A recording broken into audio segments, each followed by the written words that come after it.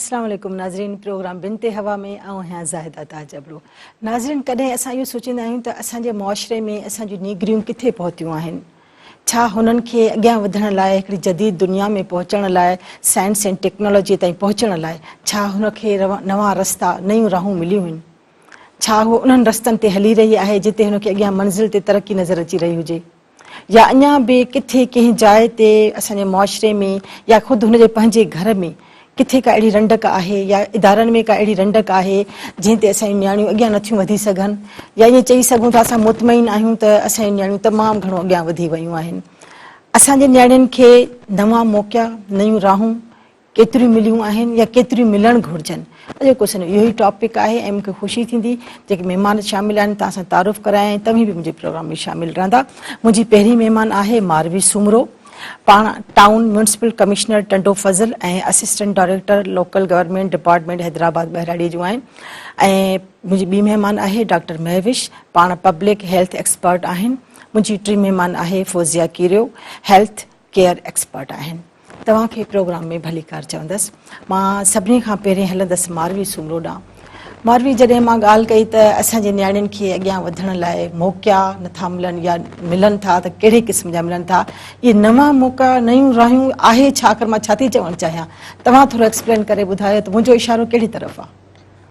Madam अस्सलाम वालेकुम। पहिरें त मां तव्हांजी शुक्रगुज़ार आहियां जो तव्हां मूंखे अपॉर्चुनिटी ॾिनी त मां पंहिंजे ख़्यालातनि जो इज़हार करे सघां। अॼु हिते जेको नवां मौक़ा ऐं नयूं राहूं जिन जी ॻाल्हि तव्हां करे रहिया आहियो, उहे इहे आहिनि त हाणे जेके असांजूं छोकिरियूं आहिनि, पहिरीं ईअं हूंदो सिर्फ़ु डॉक्टर ऐं इंजीनियर, इहे ॿ फील्ड्स हूंदियूं जिते माना पाण खे कन्फाइन करे रखियो हूंदो आहे। हाणे इन खां अलावा छोकिरियूं CSS बि कनि थियूं, PCS बि कनि थियूं, पायलट या एविएशन जेका आहे इन फील्ड में बि वञनि थियूं। त हाणे इन्हनि खां अलावा ॿिया जेके राहूं जेके आहिनि उहे इहे आहिनि त हाणे उहे पंहिंजूं पाण जी कैपेबिलिटीज़ ऐं पोटेंशियल्स जेके आहिनि उहे अपार्ट फ्रॉम डॉक्टर ऐं इंजीनियर वारी फील्ड खां अलावा बि उहे यूटिलाइज़ करे सघनि थियूं। त इहे उहे राहूं जेके मतिलबु नयूं आहिनि ऐं उहे सम्झनि थियूं त उहे इन में पंहिंजो पाण खे मंझराए सघनि थियूं। सही। अच्छा डॉक्टर महविश, आप क्या समझती हैं कि हमारी बच्चियां आगे बढ़ रही हैं नए राहों पर, नई मंजिलों की तलाश में? अस्सलाम वालेकुम, thank U for inviting me. अच्छा, ये जो टॉपिक है बहुत अच्छा टॉपिक आज आप लोगों ने चुना है यहाँ पर। हमारा मुल्क जो है ना, क्योंकि अभी इतना डेवलप्ड हुआ नहीं है, तो अगर हम शहरों की बात करें, दोनों तरह की मिक्स हमें यहाँ पे नज़र आएंगी। अगर शहरों की बात की जाए तो बहुत ज़्यादा एडवांस हो गई हैं लड़कियाँ, बहुत नई नई फील्ड्स में जा रही हैं और बहुत अच्छी अच्छी फील्ड्स में जा रही हैं, अपने आप में बहुत कॉन्फिडेंट फील करने लगी हैं और थोड़ा सा उनमें जो झिझक थी वो कम हो गई है। लेकिन अगर इंटीरियर की तरफ जाया जाए, गाँव या थोड़े से जो ऐसे अंडर डेवलप्ड इलाके हैं, वहाँ अभी भी ख़वातीन जो है वो अपने घर से निकलने से कतराती हैं। वहाँ अभी भी बच्चियों को स्कूल नहीं भेजा जाता। वहाँ अभी भी लगता है कि हमारी बच्चियाँ घर से बाहर निकलेंगी तो वो सेफ़ नहीं है। तो इसलिए उनको अभी भी एजुकेशन से, वो अभी भी एजुकेशन, लैक ऑफ एजुकेशन वहाँ पर अभी भी मौजूद है और ना वो जॉब कर सकती हैं, ना ही वो पढ़ाई के लिए कहीं बाहर निकल सकती हैं। तो एक मिक्स पिक्चर है हमारे मुल्क में, तो इस पे काम करना भी ज़रूरी है। और अच्छा फौजिया कीरियो, तव्हां छा था सम्झो त असांजी नियाणियूं मंज़िल जी तलाश में केतिरो अॻियां वधी चुकियूं आहिनि ऐं केतिरी अञा हुननि खे ज़रूरत आहे अॻियां वधण जी, तरक़ी जे रस्ते ते? ॾिसो, अगरि असां शरह ॾिसूं त पोयनि 3 सालनि में 10% जेको आहे सो औरतुनि में जेका तालीम जो रुझान वधियो आहे। पर अञा बि जेकॾहिं मुख़्तलिफ़ फील्ड्स जी ॻाल्हि कयूं त असां वटि फील्ड्स जेके आहिनि से मुख़्तलिफ़ आहिनि। फील्ड्स सिर्फ़ु औरतुनि लाइ कोन आहिनि, फील्ड्स असां वटि जेके फील्ड्स मर्दनि जे लाइ अवेलेबल आहिनि उहे सेम फील्ड्स औरतुनि लाइ बि अवेलेबल आहिनि। पर हाणे हिते मसइलो अचे थो त उन्हनि अपॉर्चुनिटीज़ खे अवेल करण जी इजाज़त ऐं उन्हनि खे सपोर्ट करण वारी ॻाल्हि। त घणे हद ताईं तव्हां खे ख़बर आहे त सिर्फ़ु डॉक्टर्स ऐं इंजीनियर्स ई जेके आहिनि से छोकिरियूं फील्ड सिलेक्ट कनि थियूं, पर हाणे जीअं अॼु मारवी ॿुधायो त उहे CSS बि कनि पियूं ऐं उहे जेके आहिनि से ॿियनि शोबनि में बि वञनि पियूं। पर अञा बि हिकिड़ो तमामु वॾो गैप आहे। जीअं तव्हां अगरि ॻाल्हि कयो मीडिया जी, जर्नलिज़म जी, त तव्हांखे औरतुनि सां गॾु जेके आहिनि से इलाही वॾो रेशो न मिलंदो, उन्हनि खे सपोर्ट करण वारनि जो बि न मिलंदो ऐं न ई औरतुनि जो पंहिंजो मिलंदो, छोकिरियुनि जो। त अञा बि असां वटि किथे न किथे इहा कमी आहे त औरतुनि खे बराबरि हक़ उहो न पियो मिले या उहे न पियूं उनखे अवील कनि जेको मर्दनि खे हासिलु आहे। सही। अच्छा मारवी सुमरो, जॾहिं छोकिरियूं ॿाहिरि निकिरनि थियूं, त कुझु छोकिरियूं अहिड़ियूं आहिनि, चंद छोकिरियूं मां सम्झां थी अहिड़ियूं आहिनि जेके इन तरक़ीअ जी राह ते अॻियां निकिरी अचनि थियूं, पंहिंजी मंज़िल माणे वठनि थियूं, ऐं कुझु अहिड़ियूं आहिनि जेके अञा संभरनि थियूं, ॿाहिरि कुझु क़दम निकिरनि थियूं त वरी उहे ख़तमु थी वञनि, चुप थी वञनि थियूं, पुठियां वरी वञनि थियूं। तव्हांखे छा थो सम्झ में अचे त जेके हुन पंहिंजा घर भाती आहिनि, पंहिंजा जेके फैमिली मेंबर्स आहिनि, उहे हुननि जी सपोर्ट कनि था या नथा कनि, या कहिड़ा बि सबब आहिनि जो हू वरी पोयां रहिजी वञनि थियूं? एक्चुअली इन में ॿ शयूं, हिकिड़ी त इहा त जेका फैमिली हूंदी आहे उहो असांजी पहिरीं दर्सगाह जेका आहे न उहा फैमिली हूंदी आहे, त पहिरियों इंस्टीट्यूशन जेको हूंदो उहो फैमिली हूंदी आहे। उनजी करियर काउंसलिंग इलाही ज़रूरी हूंदी आहे कंहिं बि छोकिरी खे अॻिते वधण जे लाइ। फैमिली जेतिरी एजुकेटेड हूंदी, जेतिरी समाज जे नवनि राहनि खां वाक़िफ़ हूंदी, ओतिरो उहो पंहिंजी न्याणीअ खे वधीक प्रमोट कंदी, इनकरेज कंदी त उहो अॻियां वधनि। ॿी शइ इहा आहे, अगरि फैमिली जेका आहे उहा पंहिंजी औलाद खे, ठीकु आहे, पंहिंजी न्याणियुनि खे अॻिते वधण लाइ इनकरेज करे बि अथी, त ॿी जेका हिंड्रेंस पैदा थिए थी उहा आहे असांजी सोशली कंस्ट्रक्टेड रियलिटी, उहा आहे असांजी मेल डोमिनेटेड सोसाइटी। ठीकु आहे, माउ पीउ अगरि पंहिंजी न्याणी खे अॻिते वधण लाइ मोकिलींदा बि त वरी सोचींदा त 4 माण्हू छा चवंदा। हाणे छोकिरी माना मीडिया ते वेंदी, माण्हू छा चवंदा, माना उहो फियर जेको आहे उहो बि पेरेंट्स खे काफ़ी हद ताईं माना उनखे रिलक्टेंट कंदो आहे त पंहिंजी न्याणियुनि खे ॿाहिरि न मोकिलनि। त हाणे उहा सोसाइटी जेका आहे असांजी हिकिड़ी सोच जेका उन्हनि रखी आहे त औरत जेका आहे बसि डॉक्टर ऐं उस्ताद ई थी सघे थी, ऐं ॿियनि फील्ड्स में उहा पब्लिक डीलिंग में अॻियां को बि रोल प्ले नथी करे सघे। हाणे ॾिसो अॻियां त अपॉर्चुनिटीज़ उनखे ॾींदो न त अॻे पंहिंजो पाण खे कीअं प्रूव कंदी। ठीकु आहे, त सोसाइटी बसि उहो माइंड सेट रखियो आहे त औरत अॻिते इन पब्लिक फील्ड्स में या CSS PCS में या पायलट आहे या मीडिया आहे, इन में माना नथी पार्टिसिपेट करे सघे। ठीकु आहे, बिकॉज उहा रियलिटी आहे जेका माना हिकिड़े माइंड सेट ठही वियो आहे, असांखे बसि उहो ग्लास जेका सीलिंग आहे उनखे तोड़नो आहे, उहा रियलिटी आहे उनखे चेंज करणो आहे। त औरत बिल्कुलु हिनखे अपॉर्चुनिटी न तो पंहिंजो पाण खे इन फील्ड्स में अॻियां प्रूव करे सघे थी। सही सही, बिल्कुल। अच्छा डॉक्टर महविश, हमारे यहाँ सिर्फ जैसे ये हमारे यहाँ अब मारवी ने हमें कहा कि कुछ जो फैमिलीज़ होती हैं, कुछ ख़ानदान जो होते हैं, वो डर जाते हैं कि ये फील्ड पता नहीं कैसी हो, नहीं है, या यहाँ पर लोगों का रवैया कैसा होगा, तो इस तरह से हमारी बच्चियों को पीछे धकेला जाता है। खुद अपने ही ख़ानदान वाले वो ज़्यादातर किस चीज़ से डरते हैं? क्या हमारे समाज से डरते हैं, या अपने ख़ानदान से डरते हैं, या अपने अड़ोस पड़ोस से डरते हैं? उन्हें किस चीज़ का खतरा होता है, किस चीज़ से वो डर रहे हैं? एक फियर है ना उन्हें, तो वो किस चीज़ का है? देखिए, जैसे किसी ख़ानदान में एक बेटी पैदा होती है, माशाल्लाह से अल्लाह ताला की रहमत पैदा होती है, तो सबसे पहले यही सोचा जाता है कि ये डॉक्टर बनेगी या ये टीचर बनेगी, क्योंकि ये एक सेफ इन्वायरमेंट की जॉब्स हैं। इस तरह की जॉब्स है ना, वो सेफ एक बाउंड्री के अंदर बच्ची बैठी हुई है, टाइम से गई, टाइम से जाएगी, टाइम से घर आएगी, उसको बहुत ज्यादा फेस नहीं करना पड़ेगा दुनिया को, क्योंकि माँ बाप बहुत ओवर प्रोटेक्टिव होते हैं अपनी लड़कियों के लिए। और स्पेशली जैसे आजकल के हालात हैं मुल्क के, जो अलग अलग तरह की खबरें जो आ रही होती हैं, तो वैसे ही माँ बाप जो है ना बहुत डरे हुए होते हैं अपनी बच्चियों को घर से बाहर निकालने के लिए। तो हमें जो सबसे पहला जो स्टेप उठाना पड़ेगा ना, वो अपने एनवायरनमेंट को अच्छा बनाने वाला स्टेप उठाना पड़ेगा, जिसमें हमारे पास ट्रांसपोर्ट का जो सिस्टम है वो इतना अच्छा बनाए कि एक लड़की को बाहर घर से निकलते वक्त डर ना लगे कि मैं मर्दों के साथ बैठूंगी, या मुझे डर लगेगा, या मैं कहाँ चली जाऊंगी, या मेरे साथ कोई हरासमेंट का कोई केस ना हो जाए। ये हमारा एनवायरनमेंट जब तक सेफ नहीं होगा ना, जब तक माँ बाप भी सेफ नहीं समझेंगे अपनी बेटियों को बाहर निकालना, और लड़कियां खुद भी रिलक्टेंट होंगी बाहर निकलने से।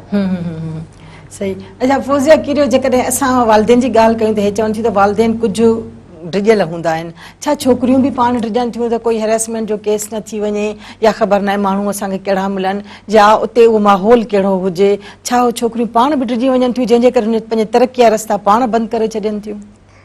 ॾिसो, मुंहिंजे ख़्याल में छोकिरी हैरासमेंट खां त नो डाउट का बि औरत हूंदी, का बि छोकिरी हूंदी, कंहिं बि माहौल में अगरि हू अनकंफर्टेबल फील कंदी त ऑब्वियसली हिनखे असां हैरासमेंट चवंदा आहियूं। हैरासमेंट त हिकिड़ो फेज़ आहे जंहिंमां औरत गुज़रे थी बज़ात ख़ुदि, इहा त हिकिड़ो तकलीफ़ दा मरहलो आहे, पर गॾोगॾु हुन जे ज़हन ते हिकिड़ो इहो प्रेशर बि हूंदो आहे, इहो हुनखे हूंदो आहे त शायदि मां अगरि इहा ॻाल्हि घर में कयां त शायदि इहा मुंहिंजी जॉब जेका आहे इहा मां न करे सघां, ॿाहिरि निकिरणु बंदि करे छॾींदा, शायदि मां जेको आहे सो पंहिंजी एजुकेशन कंटिन्यू न करे सघां।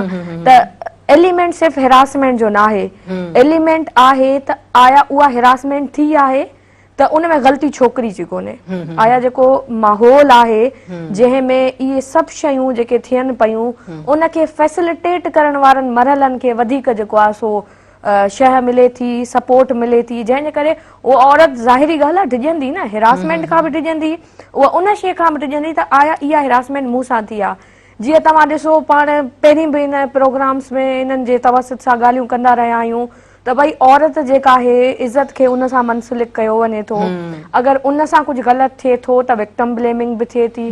सेम इन तरीक़े सां त अगरि का हिरासमेंट थिए बि थी त छोकिरी उन मरहले मां त गुज़रे थी, पर गॾोगॾु उन्हनि मरहलनि मां बि गुज़रे थी त आया मुंहिंजी फैमिली मूंखे कीअं जज कंदी, मुंहिंजी सोसाइटी मूंखे कीअं जज कंदी, मुंहिंजा कुलीग्स मूंखे कीअं जज कंदा, बाबा इहा छोकिरी हुई अहिड़ी तॾहिं करे हिन सां हिरासमेंट थी। ख़ुदि ख़ानदान वारा बि कुझु हिसजी वेंदा आहिनि, सही था चओ तव्हां। ऐं नाज़रीन प्रोग्राम जारी आहे, पर असां वठंदासीं हिकिड़ो नंढड़ो वक़फ़ो, जल्दी मोटूं था, मेहरान सां गॾु रहिजो। नाज़रीन ॿीहर हाज़िर आहियूं बिनते हवा में, हलूं था मारू एॾां मारे। जीअं तव्हां हिन वक़्तु कमिश्नर आहियो त मां ॾिठो आहे त अक्सर जेके असांजूं छोकिरियूं हूंदियूं घणे क़दुरु जेके हूंदियूं चवंदियूं या त डॉक्टर थी वञूं या टीचर थी वञूं, हिकिड़ी सेफ साइड आहे न इहा, त हिकु हंधि असां हूंदासीं औरतुनि जे विच में हूंदासीं, घणी मदाख़लत न हूंदी मर्दनि जी, या घणी का अहिड़ी का ॻाल्हि न थींदी जो कोई कुझु चई सघे। त ॿियूं बि फील्ड्स आहिनि, IT थी वई या होटल मैनेजमेंट थी वई या कानून जी डिग्री थी वई ऐं उनखां अलावा मीडिया थी वई, CSS थी वई, त इन्हनि सभिनी शयुनि ॾांहुं हालांकि छोकिरियूं रुझान वधियो आहे, पर पोइ बि मां ॾिठो आहे त प्रिफेयर हो इन खे थियूं कनि त लेक्चरशिप मिली वञे त सुठो आहे, या अहिड़े क़िस्म जी का शइ थी वञे त सुठो आहे, या डॉक्टर थी वञूं। पोइ बि अञा ताईं बि इहा सोच हुननि वटि आहे, इहा सोच हो पाण में पाण थियूं पैदा कनि या हुननि जा वालिदेन जेके आहिनि पंहिंजा ख्वाब पूरा न थियण खां पोइ धीअनि खे उहे ख्वाब पूरा था कराइनि। अच्छा, बिल्कुलु हिन सवाल जो जवाब त पहिरियों मां तव्हांखे बिल्कुलु पर्सनली थी ॾींदमि। मुंहिंजे फादर कॾहिं बि मूंखे यादि न आहे त मुंहिंजे बाबा मूंखे ईअं चयो हुजे त मुंहिंजी धीअ डॉक्टर थींदी, मुंहिंजी धीअ इंजीनियर थींदी। बाबा हमेशह चवंदा मुंहिंजी धीअ ऑफिसर थींदी, मुंहिंजी धीअ ऑफिसर। यस, बिल्कुलु। हाणे मां ॾिसो फर्स्ट ईयर कई आहे, इंटर कई आहे, इंजीनियरिंग में कई हुई, फर्स्ट ईयर इंटर मुंहिंजी इंजीनियरिंग में हुई। उन खां पोइ मां पंहिंजी एजुकेशन खे बि अपग्रेड कयो आहे, मास्टर्स कई इंग्लिश लिटरेचर में, मुंहिंजी MPhil बि थिए पई। बाबा चयो मुंहिंजी धीअ ऑफिसर थींदी। बाबा मूंखे शुरू खां वठी करे कमीशन जी तयारी कराई, त मां बिल्कुलु चवंदमि हिन में फैमिली तमामु हिकिड़ो इंपॉर्टेंट रोल प्ले कंदी आहे। त मुंहिंजा फादर मुंहिंजा रोल मॉडल रहिया आहिनि। बाबा पाण बि गवर्नमेंट ऑफिसर हुया ऐं उहो इहो बिलीव कनि पिया त मुंहिंजी धीअ एतिरी बोल्ड आहे ऐं उहा पब्लिक सर्विस जेका आहे उहा बिल्कुलु करे सघे थी ऐं माण्हुनि खे फैसिलिटीज़ प्रोवाइड करे सघे थी। ऐं अलाह जो शुक्र आहे जॾहिं खां मां पंहिंजी जॉब में, मुंहिंजी फील्ड जॉब आहे ऐं माण्हुनि सां मुंहिंजी इंटरेक्शन थींदी आहे ऐं असां उन्हनि खे सर्विसिस प्रोवाइड करे सघूं था। ऐं मां इहो बिलीव कयां थी त अगरि इन फील्ड में औरतूं अचनि थियूं त उहे औरतुनि सां तमामु सुठे तरीक़े सां डील करे सघनि थियूं, उन्हनि जा जेके बि मसइला आहिनि, ग्रीवेंसिस आहिनि, उहे इलाही सुठे तरीक़े सां एड्रेस करे सघनि थियूं। मुंहिंजो तालुको बाराड़ी आहे त मोस्टली वुमेन्स जेके आहिनि उहे या त पंहिंजा मसइला मर्दनि सां या जेके बि ऑफिसर्स उन्हनि सां उहे खुली करे न सघंदियूं। हाणे मुंहिंजी ऑफिस में इहे ॻोठाणियूं पाण ई वीचारियूं ईंदियूं आहिनि, पंहिंजा मसइला मूंखे ॿुधाईंदियूं आहिनि, तमामु सुठे तरीक़े सां हुन जा मसइला हल बि थींदा आहिनि। फ़र्क़ु इहो पियो त हाणे की फीमेल ऑफिसर आहे, उहे बिना कंहिं झिझक जे मुंहिंजी ऑफिस हली ईंदियूं आहिनि ऐं पंहिंजा मसइला ॿुधाए सघनि थियूं। त मां इहो बिलीव कयां थी त फैमिली जेका आहे उहा इंपॉर्टेंट रोल प्ले करे थी। तव्हांजी फैमिली तव्हांखे जहिड़ी तरह करियर काउंसलिंग तव्हांजी कंदी, तव्हां उन ई फील्ड में वेंदव। कुझु फैमिलीज़ अहिड़ियूं जेके चवंदियूं त न वधीक पब्लिक डीलिंग न हुजे, सेव आहे, बिल्कुलु तमामु सुठा शोबा आहिनि उहे बि। ॾिसो उस्ताद हिकिड़ो नोबल प्रोफेशन आहे, बस उहो फैमिली जो माइंड सेट आहे। त असांजी जेके छोकिरियूं सिक्योर आहिनि हिन फील्ड में वधीक, त बस उहो सिक्योरिटी पर्पस जे लाइ उहे चाहींदा आहिनि त उहे इन्हनि ई फील्ड्स में वधीक रहनि। माना ॿार जे ज़हन ते नंढपण में इहो विझण त तोखे डॉक्टर ई थियणो आहे, उहो हुन ज़हन में इहा ॻाल्हि पकी थी वई त मूंखे डॉक्टर ई थियणो आहे। ऐं तव्हांजी ॻाल्हि मूंखे सही लॻी, छो त मां सोचां थी जेकॾहिं हिकिड़ो दुकानदार आहे ऐं उनखे हिकिड़ो पंहिंजो सुठो दुकानु हलेसि थो ऐं सुठी हुनखे इनकम थिए थी, त पंहिंजे पुट खे भले छोकिरी मां पुट जी ॻाल्हि कंदसि ऐं उनखे बार बार चवंदो बाबा तोखे दुकानु संभालणो आहे, तोखे दुकानु संभालणो आहे, हो वीचारो अॻियां वधण जी कोशिशि ई न कंदो त मूंखे को ऑफिसर थियणो आहे। बिल्कुलु, इन ते मां बि तव्हां सां हिकिड़ो ॿियो बि एग्जाम्पल ॾींदमि। ॾिसो जेके पेरेंट्स हूंदा आहिनि न, उहो हिकिड़ो सीड वांगुरु मतिलबु the already sown that in the mind of their childs. बाबा मुंहिंजे लाइ चेयर वठी आयो, जेका ऑफिसर्स जी चेयर हूंदी आहे, हाणे स्टडी चेयर करे मुंहिंजे लाइ उहा चेयर वठी आयो। हाणे सभु फैमिली खानदान वारा चवनि पिया, चवनि भाई इहा स्टडी चेयर त कोन्हे, तव्हां हिनजी इहा चेयर छो वठी आयो? मुंहिंजे बाबा जो जवाबु ॾिसो, माना फ्यूचर हुनजो हिकिड़ो प्रोस्पेक्ट, चई मुंहिंजी डॉटर ऑफिसर थींदी ऐं हिकिड़ी इन ई चेयर ते वेहंदी। ऐं ख़ुदा जी कुदरत बाबा जी त डेथ थी वई, बाबा मूंखे हिन कुर्सी ते वेहंदे ॾिसी न सघिया। पर ॾिसो इहे पेरेंट्स जी मतिलबु ॾिसो हुननि जी विल पावर ॾिसो ऐं उनजो यकीन ॾिसो अल्लाह ते। पर ॾिसो मां ॻाल्हि इहा सही कई त वालिदेन पंहिंजूं ख़्वाहिशूं जेके हूंदा आहिनि उहे ॿारनि में ॾिसणु चाहींदा आहियूं, जेको हुनजी ख़्वाहिश हुई त ऑफिसर थींदी ऑफिसर थींदी, تو انہیں تاکہ آفیسر کرے بالکل، یقیناً. صحیح کہہ ڈاکٹر مہوش آپ کیا سمجھتی ہیں کہ ہمارے ہاں بچیاں کیوں دوسری فیلڈز میں نہیں جاتی, صرف ڈاکٹر اور ٹیچر تک ہی محدود ہو جاتی ہیں؟ کیا انہیں کوئی فیئر ہے, کوئی بات ہے جو وہ باہر نہیں نکل رہی؟ جی جی, جیسا کہ پہلے ہی میں نے بتائی تھی یہ بات کہ ہمارا انوائرمنٹ جو ہے نا وہ سیف نہیں ہے. پیرنٹس کو نہیں لگتا کہ بچے ہماری بچیوں کے لیے وہ انوائرمنٹ, پیرنٹس سے شروع ہو رہی ہے, پیرنٹس پہ شروع ہوتی ہے, شروع تھی تھے والدین سے شروع ہوتی ہے. پھر وہ بچی کو بھی اتنا اوور پروٹیکٹیو کر کے رکھتے ہیں کہ وہ چاہتے ہیں کہ بچی نہ نکلے باہر نا, اور باہر نہیں نکلتی ہے تو پھر اس کے وہ ویسے ہی اس کے اندر کانفیڈنس کی کمی آ جاتی ہے. اب وہ ایک اسٹیج پہ جا کے اگر آپ اس کو بولو گے کہ سارا وہ اپنی زندگی گھر پہ رہی ہے, اب ایک اسٹیج پہ اگر آپ جا کے اس کو بولو کہ تم کچھ کمانا شروع کرو یا تم کچھ باہر نکلو, تو وہ نہیں نکل سکتی, کیونکہ بچپن سے ہی اس کا جو براٹ اپ تھا, بچپن سے ہی جو اس نے دیکھا اپنی بچپنے سے, وہ بڑے ہو کے اس کو ایک دم سے چینج نہیں ہو سکتا نا وہ مائنڈ. تو شروع سے ہی بچی کو اتنا کانفیڈنس اس کے اندر ہونا چاہیے, تھوڑا سا اس کو باہر نکال کے دیکھیں, اس کو اسکول بھیجیں. ہمارے پاس گاؤں میں بھی اسکولز ہیں, گورنمنٹ اسکولز ہیں جو کہ بہت ہی لو فیس ہے جن کی, یا بالکل ہی فیس نہیں ہے. تو اکثر میرے پاس بھی وہاں پہ پیشنٹس آتی ہیں میرے پاس, وہ میں ان سے پوچھتی ہوں کہ تمہاری بیٹیاں ہیں چھوٹی, ان کو اسکول بھیجتی ہوں؟ تو کہتی نہیں بھیجتی. تو کیوں نہیں بھیجتی؟ کیونکہ ہمارے رواج ہی نہیں ہے اسکول بھیجنے کا بچوں اور یہ بچوں نے سیکھ لیا رواج ہی نہیں ہمیں ہے, نہیں جانا, تو ان کو یہ دماغ میں ہے ہی نہیں کہ ہمیں اسکول جانا ہے, ہمیں آگے کچھ پڑھنا بھی ہے, یا ہم بھی کچھ کنٹریبیوٹ کر سکتے ہیں اپنے گھر کے اندر, کچھ ارن کر سکتے ہیں, کچھ کنٹریبیوٹ. ان کا یہی ایک مقصد ہے کہ بچی بڑی ہوگی, اس کی شادی کریں گے, پھر وہ آگے فیملی اپنی چلائے گی. تو وہ ایک کانسیپٹ جو چلا آ رہا ہے نا بچپن سے, وہی کانسیپٹ پہ چلتے ہیں لوگ. ہاں, یہ بات تو ذہن میں آ ہی جاتی ہے کہ شادی کرنی ہے. ہاں, بس سب سے پہلے حالانکہ یہ بات لڑکے کو بھی شادی کرنی ہے, مگر اس کو نہیں ذہن میں ڈالا جاتا, لیکن بچوں کے لیے پہلے دماغ میں ڈالا جاتا ہے. مطلب ذہن میں جو بات بچپن سے ڈالی گئی اسی کا وہ ایک ریفلیکٹ ہوگا, وہ چیز ہوگی, اور وہی ہمیں آگے طاقت نظر آئے گی. جیسے مجھے ایک بات ہوتی ہے کہ میں نے کہیں پڑھا تھا کہ جو ہاتھی کا بچہ ہوتا ہے اسے بچپن میں زنجیر سے باندھا جاتا ہے, جب ہاتھی بڑا ہو جاتا ہے تو وہ اتنا زیادہ طاقتور ہے, اسٹرانگ ہے, چاہے تو ایک جھٹکے سے اس زنجیر کو کھینچ کے ہٹا سکتا ہے. مگر ساری زندگی اتنے اسٹرانگ اینیمل کی ساری زندگی جو ہوتی ہے وہ اسی ایک زنجیر کے کونے میں رہ کر گزر جاتی ہے. اس کو پتہ ہی نہیں ہے کہ میں یہ زنجیر توڑ بھی سکتا ہوں. اس سے کہ ذہن میں بچپن میں یہ ڈالا گیا کہ یہ زنجیر تم سے زیادہ مضبوط ہے, حالانکہ وہ خود زیادہ مضبوط ہے. صحیح بات, یہی ہوتا ہے. اچھا, تاں کے چھا تھو لگے فوزیا, جکر ایسا چھوکریوں باہر نکلن چاہن تھیوں تو اجکل ظاہرا فارنز میں اچن تھیوں, اتنی اسکالرشپس وغیرہ اچن تھیوں, تو نیاڑیوں چاہن تھیوں تو اصا بھی باہر ونوں. گھنے قدر چھوکریوں چاہن تھیوں تو اصا ونوں باہر, باہر کچھ پڑھوں ونی, تو اسکالرشپس جے ہوں اے اترو اویل نتھیوں کرے سگن. ان جو چھا سبب آ؟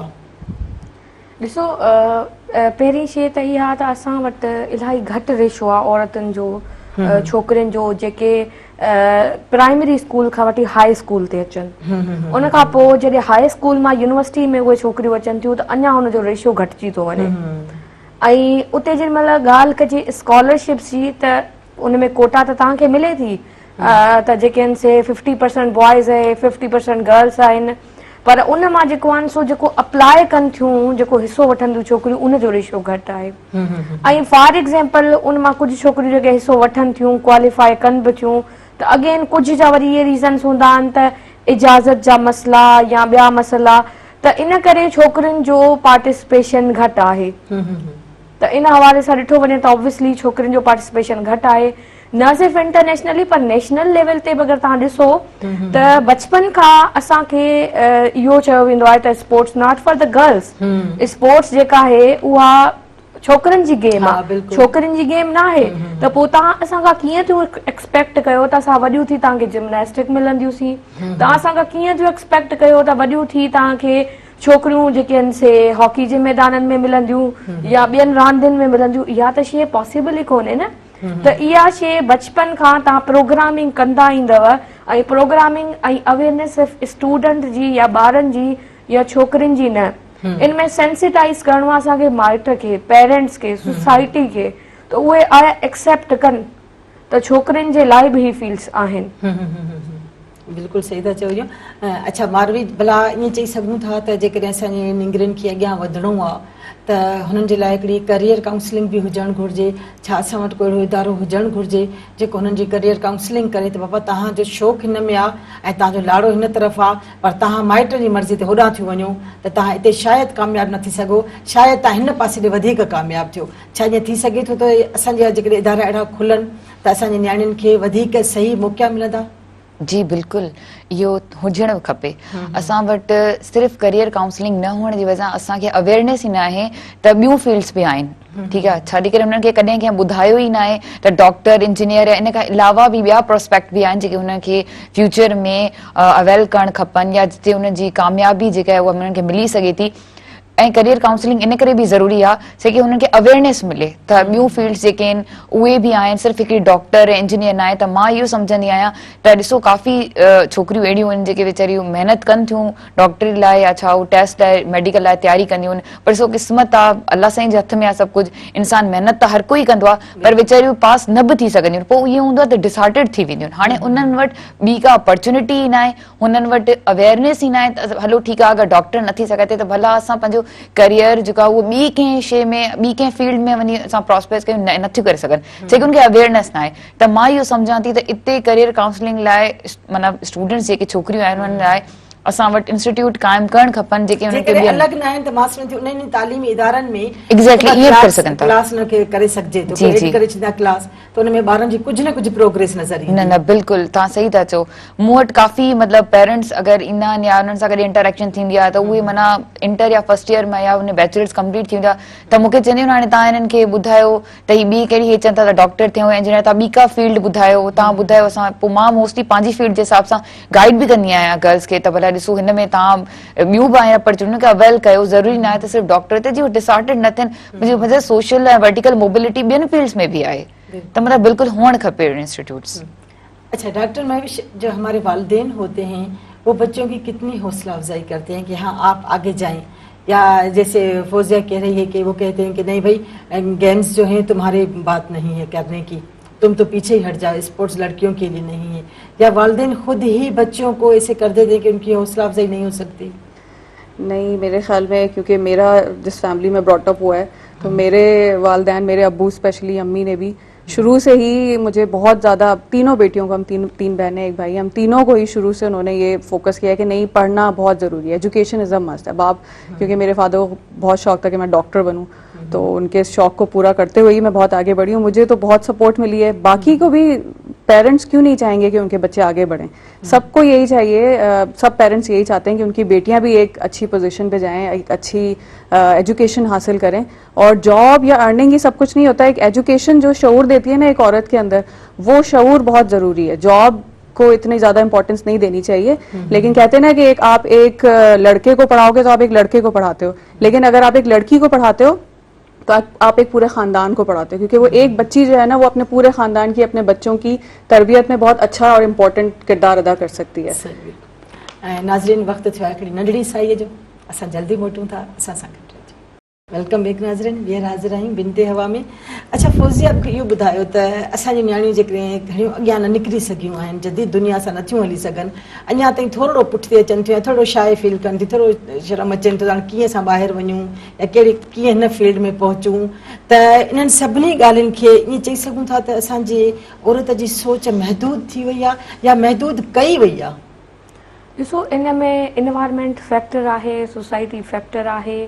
इन्वायरमेंट में सिर्फ़ु इहो न आहे त सिर्फ़ु घर जो इन्वायरमेंट, तव्हां ॿाहिरि जिते उथो वियो था, तव्हांजो फ्रेंड सर्किल आहे, जिन माण्हुनि सां उथण वेहण आहे, उन्हनि जो बि इन्फ्लुएंस तव्हांजी पर्सनैलिटी जे मथां, तव्हांजी शौक़ जे मथां, तव्हांजे इंट्रस्ट जे मथां हूंदो आहे। अहिड़े तरीक़े सां तव्हांजी पूरी पर्सनैलिटी शेप थींदी आहे। पूरा इहे फैक्टर्स आहिनि जेके इन्फ्लुएंस कंदा आहिनि।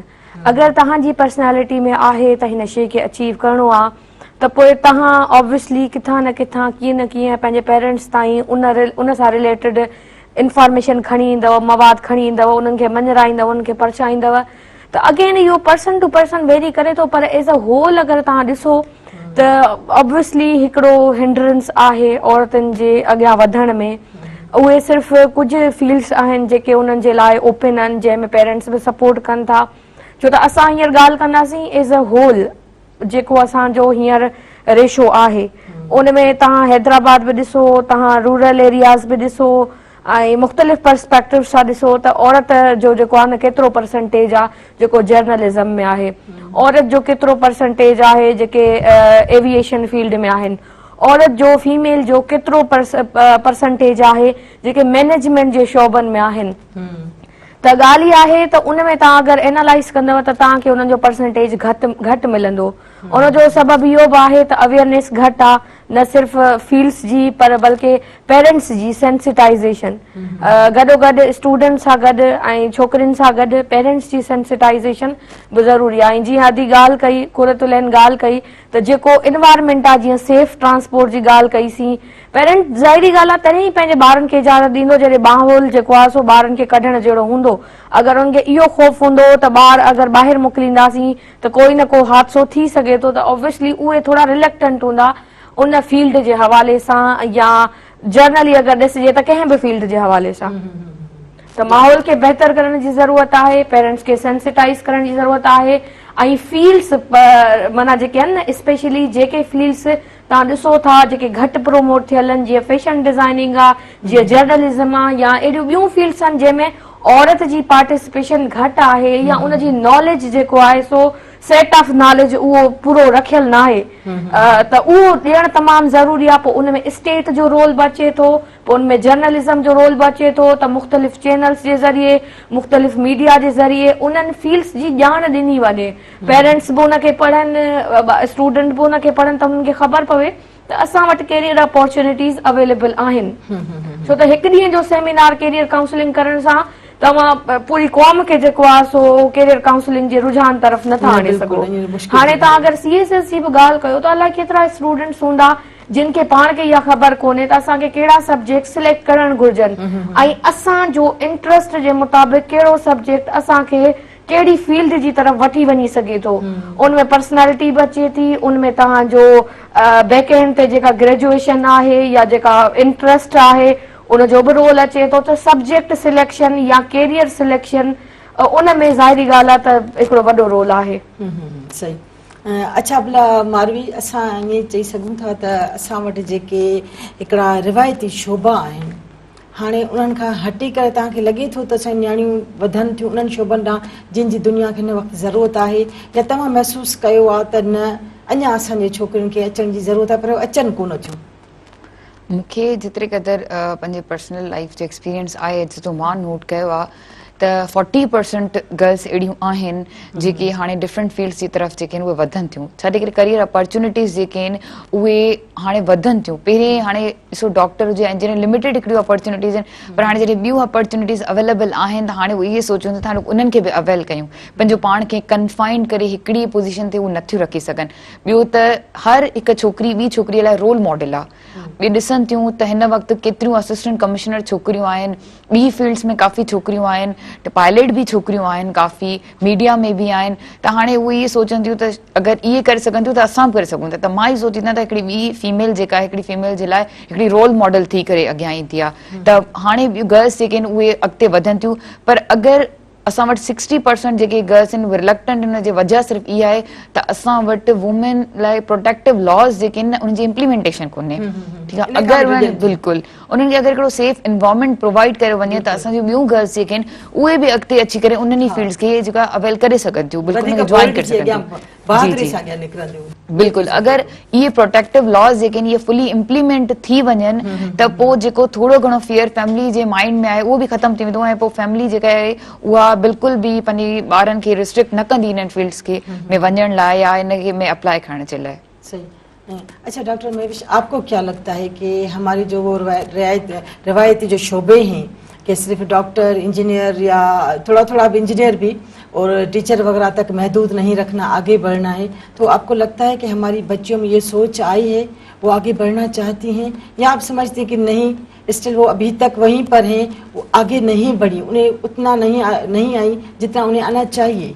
नहीं, मैंने अभी जो अपने इस प्रोफेशनल एक्सपीरियंस में जो मैंने नोटिस किया है, बहुत सारी लड़कियां जो है वो अब दूसरी फील्ड्स को भी चूज करना शुरू कर दिया है। लाइक सोशियोलॉजी में मैंने बहुत लड़कियों को देखा है, साइकोलॉजिस्ट बहुत लड़कियां बन रही हैं, बहुत अच्छी एक फील्ड है। साइकोलॉजिस्ट में हो गई, हमारे पास lady health visitors, lady health workers जो होती हैं ये बहुत आगे आ रही हैं। اور اس کے علاوہ بہت سارے اور دوسرے پروفیشن میں آج کل تو لڑکیاں گھر بیٹھ کے یوٹیوب کے تھرو بھی ارننگ کر رہی ہیں. اپنے کوئی ہوم شیف بن گئی ہے تو وہ اس نے فوڈ سائنس کی طرف چلی گئی ہیں, ہوم شیف بن کے اس کی ویڈیوز بنا کے یوٹیوب سے ارننگ کر رہی ہیں. تو لڑکیوں میں بہت اویئرنیس آ گئی ہے, ایسا نہیں ہے کہ ملک ہمارا اتنا پیچھے ہے, لڑکیوں میں اویئرنیس آ گئی ہے, انہوں نے بہت سارے اور بھی طریقے دیکھ لیے ہیں. تو اس میں فیس بک اور انسٹاگرام اور یہاں سے کیونکہ کنٹینیوس جو ہے نا جو نالج کا جو ہمارا ایک لنک ہے وہ یہ انٹرنیٹ ہے, یہاں سے بہت لڑکیوں کو آج کل نالج مل گئی ہے, تو بہت سارے طریقے جو ہے نا وہ نئے نئے اور بھی لے کر آ رہی ہیں. صحیح. اچھا فوزیہ, اصل اکثر چवंदा आहियूं त तालीम हासिल कजे थी या ईअं चओ त शऊर लाइ थी कजे न, शऊर अचणु ज़रूरी आहे. ऐं ज़रूरी न आहे त तव्हांखे का सुठी जॉब बि मिले, सुठी नौकिरी बि मिले, इन जे बारे में सोचो. पहिरीं इहो सोचो त तव्हांखे तालीम शऊर केतिरो थी ॾे. त मां त ॾिठो आहे त जॾहिं बि असांजूं नियाणियूं या असांजा छोकिरा ई ॾिस जॾहिं अॻियां वधनि था या कोई शोबो सिलेक्ट कनि था त ओॾी महिल उहे इहो ई सोचंदा आहिनि त जेकॾहिं असां हे पढ़ूं था, जे फैशन डिज़ाइनिंग जी तव्हां ॻाल्हि कई त असां हिन में वञूं था त पोइ असांखे नौकिरी कहिड़ी मिलंदी, इन जा केतिरे असांखे अॻियां मौक़ा सुठा मिलंदा, असां अॻियां वधी सघंदासीं या असांखे सुठी जॉब मिली सघंदी जंहिंजी सुठी पघार हूंदी. त असां केतिरो बि चऊं शऊर जी ॻाल्हि कयूं, पर ॻाल्हि वरी बि अचे उन नौकिरीअ ते बीहे थी त असांखे नौकिरी सुठी मिले. त पोइ आख़िर छा ईअं चई सघूं था त इन करे बि नियाणियूं असांजूं घणियूं नथियूं अॻियां वधी सघनि जो हुन नौकिरीअ जे चकर में घणी महिनत नथियूं करे सघनि ऐं पोइ उते पुठियां रहिजी थियूं वञनि. ॾिसो, इहा चवण जी ॻाल्हि चवण में त इलाही सुठी थी लॻे त जेका तालीम आहे उहा तव्हांखे शऊर ॾिए थी, उहो त बिल्कुलु आहे.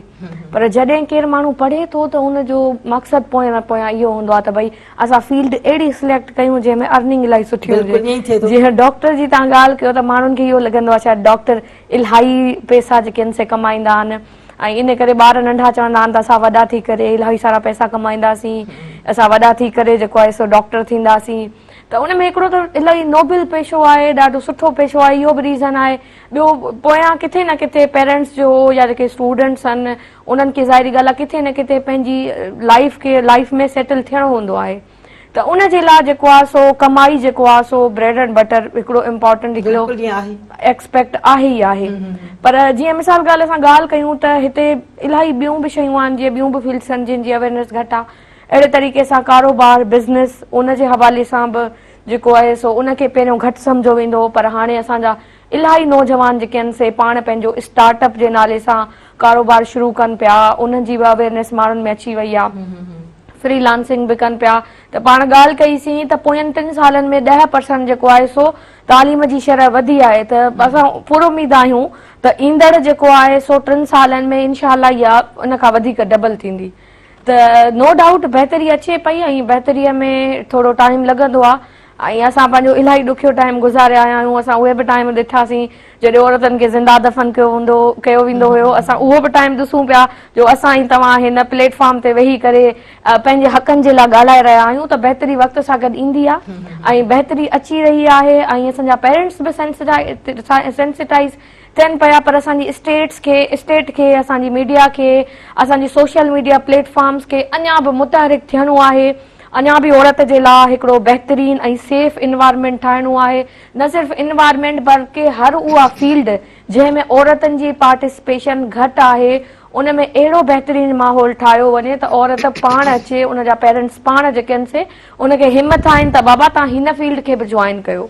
छो त औरत जहिड़े तरीक़े सां असां ॾिठूं था त सिर्फ़ु शऊर लाइ न पढ़े, मुख़्तलिफ़ जेके फील्ड्स आहिनि जिते हुनजो पूरो परसेंटेज आहे, पूरो कोटा आहे, उनखे अवील करे ऐं पूरा मौक़ा हासिल करे. सही. अच्छा भला मारवी जेकॾहिं वरी असां ॻाल्हि कयूं नियाणियुनि जी त उहे अॻियां वधनि थियूं पर घटि रेशियो आहे उन्हनि जो, तमामु घटि रेशियो आहे. त तव्हांखे छा थो लॻे त छा वालदेन खे बि इन में कुझु उन्हनि जी मदद करणु घुरिजे? जी बिल्कुल, वालदेन खे मदद करणु घुरिजे, पर हिन में न 2 फैक्टर्स अचनि था. हिकिड़ो फैक्टर त इहो त मां जेका पाण डिस्कस करे आया आहियूं त सोशली माना रियलिटी जी वजह सां थोरा पेरेंट्स जेके आहिनि ओवर प्रोटेक्टिव हूंदा आहिनि या लॉस वग़ैरह न आहे, उनखे डपु हूंदो आहे. हिकिड़ो त इहो, ॿियो इहो त पॉवर्टी, गुरबत बि हिकिड़ी अहिड़ी शइ आहे जेका हुननि खे कंहिं हद ताईं महदूद करे थी त उहो पंहिंजे नियाणियुनि खे वधीक पढ़ाइनि या ॿियनि फील्ड्स लाइ मोकिलनि. ॾिसो जॾहिं उन्हनि खे अगरि चवनि था त ठीकु आहे तव्हां ॿियनि फील्ड्स में वञो अॻिते पढ़ो त उहो मास्टर्स कंदियूं या अॻिते वधनि त ज़ाहिर आहे उन लाइ बि तव्हांखे फाइनेंशियल सपोर्ट खपे थी ऐं पेरेंट्स इहो सोचनि था त शायदि असां फाइनेंशियली उनखे सपोर्ट नथा करे सघूं ऐं ॿियूं सॼा फैक्टर्स अगरि फियर वग़ैरह उन्हनि खे न आहे त हिकिड़ी शइ जेका ॿी उन्हनि खे हिंडर करे थी उहो फाइनेंशियली उन्हनि जी पोज़ीशन जेका आहे उहा बि हिंडर उन्हनि खे करे थी पर इहा आहे त अगरि सोशली बि उन्हनि सॼे जेके बि बायसनेस आहे उनखे अगरि ओवरकम कनि था सिर्फ़ु हिकिड़ो फैक्टर इहो आहे पोइ त गुरबत ऐं असांजो समाज केतिरी सपोर्ट करे थो नियाणियुनि खे असांजो समाज जेको आहे उहा जेका छोकिरी पाण बोल्ड थी अॻियां ईंदी पंहिंजो पाण खे पोटेंशियल कैपेबिलिटीज़ खे प्रूव कराईंदी समाज हुनखे एक्सेप्ट कंदो बिकॉज सभिनी खे इहो ख़बर आहे त औरत हिन फील्ड में कमु नथी करे सघे ठीकु आहे ऑफिसर नथी सघे डील नथी करे सघे पर जॾहिं उहा ऑफिसर थी ईंदी आहे उहा कमु कंदी आहे पंहिंजी पोटेंशियल कैपेबिलिटीज़ ॾेखारींदी आहे ऐं का इम्प्रूवमेंट आणींदी आहे पोइ ई माण्हू हुनखे एक्नॉलेज कंदा आहिनि त हा वाकई कुझु थिए पियो